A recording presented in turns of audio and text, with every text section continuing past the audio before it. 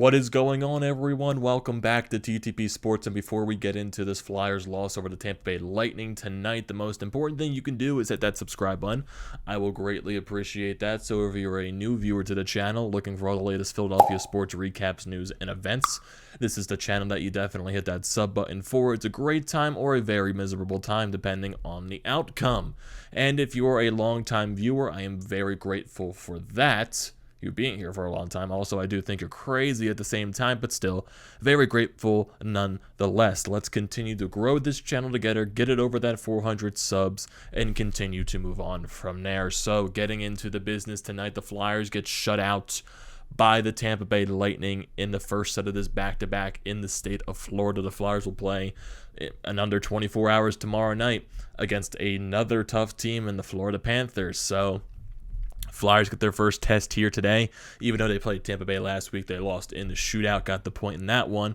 This game, really just no offense from the Flyers whatsoever. This game really just reminds me of the game a couple of weeks ago when they played in Calgary when they lost 4-0. This game really just feels like it's an exact replica of that. Offensively, you just really weren't able to get much there. There were some dangerous chances. Zach McEwen was definitely the Flyers' best forward tonight. He had a lot of chances on the ice. Claude Giroux had some shots on net. Travis Konechny at the same time. You had one power play. It really didn't do anything. Surprise, surprise there. So, and surprisingly, they do had 34 shots on net, even though it really did not feel like that the entire game. Tampa Bay really just, I would say, controlled the pace of the entire game.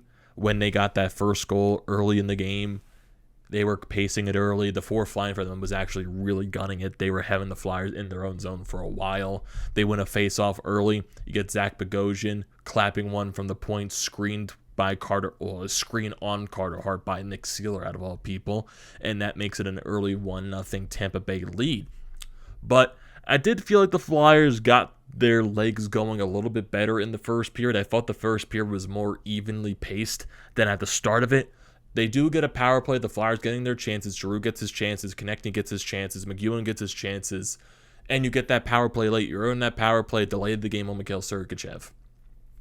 Can't really do anything there. 12 seconds left in the period regardless. So you go into the second period with the start of the power play, and surprise, surprise, you really can't do anything there. You can't transition into the offensive zone. You can't set up. So basically, it's an easy kill for Tampa Bay. And really, at the start of that second period, Tampa Bay really had nothing going for them. The Flyers looked like they were the better team. They were getting the better of the chances, but one mistake that goes the other way, and Tampa Bay immediately pounces on it. It becomes, a turnover by Joel Farabee. Tampa Bay pushes the other direction. A little bit of a scramble in front of the net. One player gets the chance. And then you have Steven Stamkos on the left side. You got Nick Seeler falling all over the ice as he's trying to swat the puck away. You got Stamkos swatting the puck as well. Grabs his own rebound off of Nick Seeler, and he puts it by Carter Hart, making it 2-0. And then not that long later, Tampa Bay gets a couple of power plays in this period. The Flyers managed to kill them off, but they continue control pace in the Flyers zone, and that turns into a Corey Perry goal coming in from around and behind the net. Comes into the low slot, into the crease, puts it right by Carter Hart, makes it 3-0. And then you go into that third period. Tampa Bay just literally controlled the entire pace of this period. McEwen was basically the only Flyer with chances in this entire period. And the same thing even goes for, the second period as well. He had some great chances. He hit one that rang it off the post. And then you have him going all over the ice in the third period. Looked like the best forward during that entire period entirely. But you get Barry Boulay with he wins the Stamkos, not Stamkos actually. Actually it is Stamkos. I don't know what I'm thinking of right here. He wins the faceoff. Boulay comes up, snipes it past Carter Hart from the slot, becomes a 4-0 game. And really, Tampa Bay, it was just controlled pace the entire way. And I'm not blaming this game on Carter Hart. Really, he had no help entirely. There was just really nothing on the ice there. No one really had anything tonight. They just didn't. And the frustration continues to happen for this team. They cannot score goals. They cannot generate as many offensive chances, even though they had 34 shots tonight. A lot of their dangerous chances came off the stick of Zach McEwen, and that was basically it. That really was it. Claude Giroux had his chances early, but really no one had their chances going the other way. Farabee had a bad game. Ivan Provorov had a really bad game. The Nick Sealer pair with Keith Yandel had another really bad game. It was just a bad overall game from this entire team. And then you also lose Derek Brassard early in this game, so you have to double shift a couple of players as well going throughout the lines. So even though Alain Vigneault shifts the lines going into this game, you have to shift them around again because now you lose Derek Brassard, and who knows if he's even going to be playing tomorrow night in Florida. So maybe that now the Flyers will finally call up Morgan Frost, even because it just felt weird. Why? Because you lose Kevin Hayes now for 2 weeks, and okay, you really don't call anyone up to replace him. You're just going back to the same setup that you had once before, basically with Hayes out from the beginning of the season. But now I think you're forced to call Morgan Frost up. And Morgan Frost, I don't think he's going to be the end-all, be-all. He definitely isn't. But at least give the guy a shot. I think that's the one. They just need to give him a shot and just give this offense a different look. I'm not saying Morgan Frost is going to be, this this prayer sent to the offense that's finally going to let it click and everything like that. It's not going. I don't think that's going to happen. But it at least gives the power play a different look. It at least gives this team a different look. Maybe Morgan Frost can spark something. I'm not sure what's going to happen. This team just needs something that can spark them, because right now I feel Flyers fans, and yes, frustration is definitely warranted because this team has been frustrating for the past 2.5 weeks. The offense, the lack of scoring, basically just not scoring at all in the past so many games. If you go back, just looking at the schedule, even to, the beginning of this month, especially just going back to the Vancouver game that they won in Vancouver at the end of October.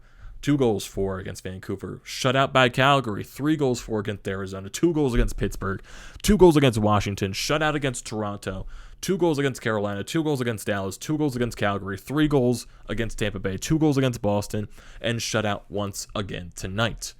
So this team is just really struggling to find any type of offensive creativity. They're struggling to find just consistent dangerous chances and just consistent scoring threats right now, because Claude Giroux has been their main threat, and right now when Claude Giroux has a game where he gets shut down, the rest of the team really can't step up for it, and that's becoming a major issue.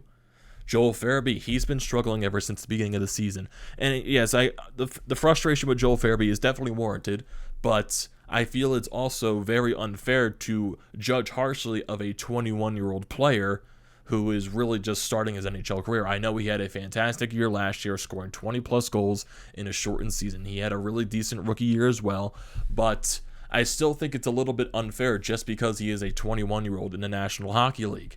I'm not saying Joel Farabee is this elite by elite player. No, I'm not saying that at all. I still think the kid is a stud, but he's going through his first real struggles in the NHL. He's going through his first real loss of confidence. After he had all the confidence last year, he's going through a huge stretch of no confidence. So I think it's really unfair to judge him, because if you look around the NHL, how many 21-year-olds are consistently dominating the league? And take out all the generational talents, all the huge elite players, the Connor McDavids, the Austin Matthews, the Patrick Laines, all these other types of players that are up in that type of level. What 21-year-old is dominating this league? It's very rare to find that unless you are a highly elite player into the Connor McDavid range, the Austin Matthews range, the Sidney Crosby range, those type of players, the Nathan McKinnon, the Cale Makar, those type of players.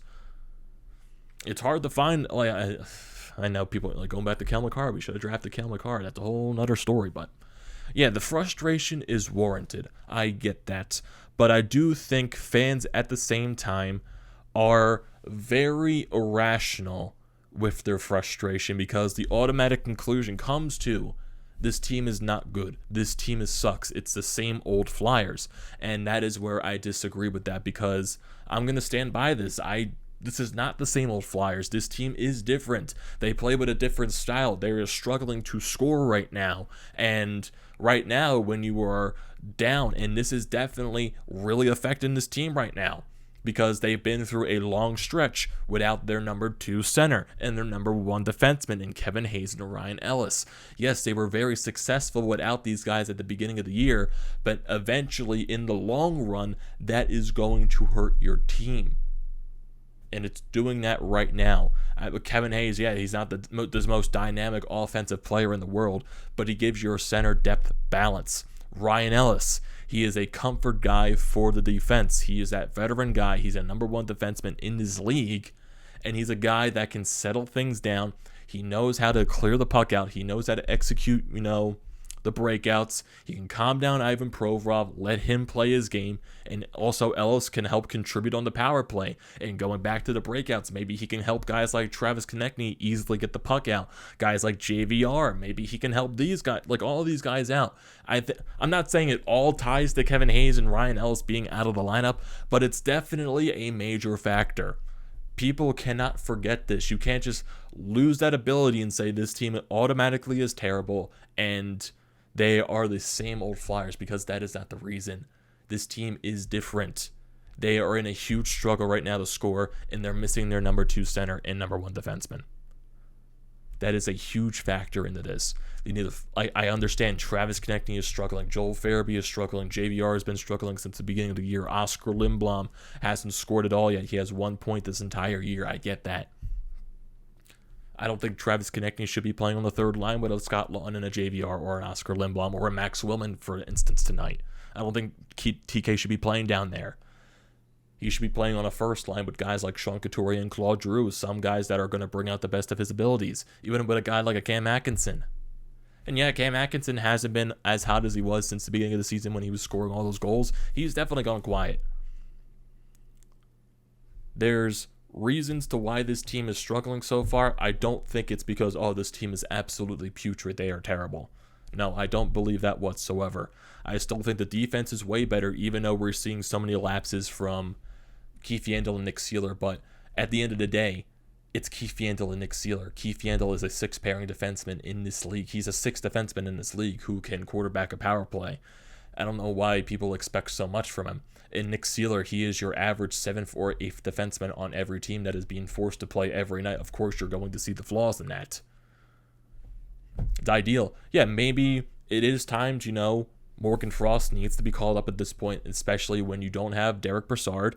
And maybe, who knows, in the future, maybe they'll give Yegor Zamula or Cam York a look on the defensive pairings. I'm not sure how that's going to work out with the defensive lineup, but maybe that is worthy of a shot eventually in the future. Or do they just call up another 7th or 6th pairing type of guy to play with a Keith Yandel? I have no idea what can happen on that standpoint, but I don't know. The Flyers fan base right now is just really irrational and really overreactive, and it's really just, there's two sides to both of it when I'm seeing it every day. And I'm more inversed in the Flyers, social media than more other, the Philadelphia sports stuff, because, hockey is my thing. But it's one side, they're just arguing back and forth with each other constantly every day, and it's just a weird thing. One side calling each other idiots, the other side calling each other idiots, the one very negative side, the one overly positive side. There's no neutral ground at all, and a lot of the stuff is just very, very, very, very irrational. It is, and I don't know. I don't think there's I can see people calling some players overrated or something on this team. Yeah, definitely there can be some players that are overrated, but that doesn't mean they're bad. They're going through a bad stretch right now, and sadly, you're going through a bad stretch where everyone is struggling to score at once besides Claude Giroux. Yeah, that is bad. Claude Giroux at 34 years old should not be your leading scorer on this team. It's not a knock to Claude Giroux. He's been fantastic this year, but he needs help. He needs the other guys to produce. He needs Sean Couturier. He needs Travis Konechny. He needs Joel Farabee. He needs James Van Riemsdyk, for Christ's sakes. And right now that's not happening. But I also do think it's really starting to show the effect of not having your number 2 center and your first pairing defenseman. I think that's really starting to, show up for this team. And right now, is it calling up Morgan Frost? Can that help? Does, Chuck Fletcher get on the phone and look for trades? I have no idea. But I don't think, Chuck Fletcher is happy with what's happening right now. I think he knows the issues.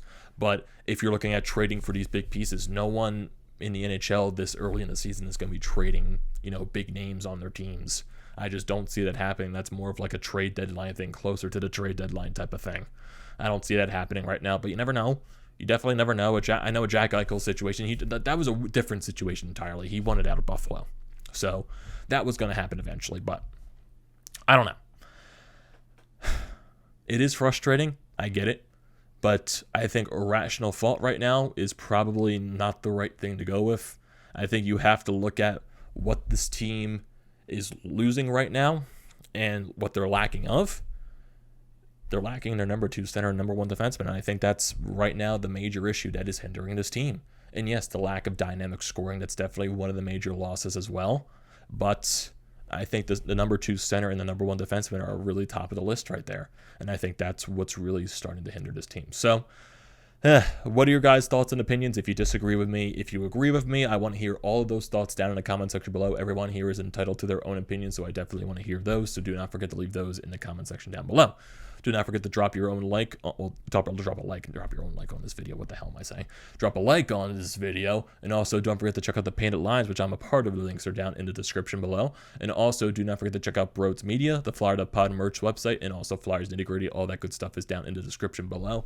And once this video is uploaded, we are going to be doing a Flyer.pod podcast live stream. So definitely stay tuned for that. Who knows, you might even be seeing the Flyer.pod podcast before you see this recap. So definitely stay tuned for that. And like I said at the beginning of the video, the most important thing you can do is hit that sub button.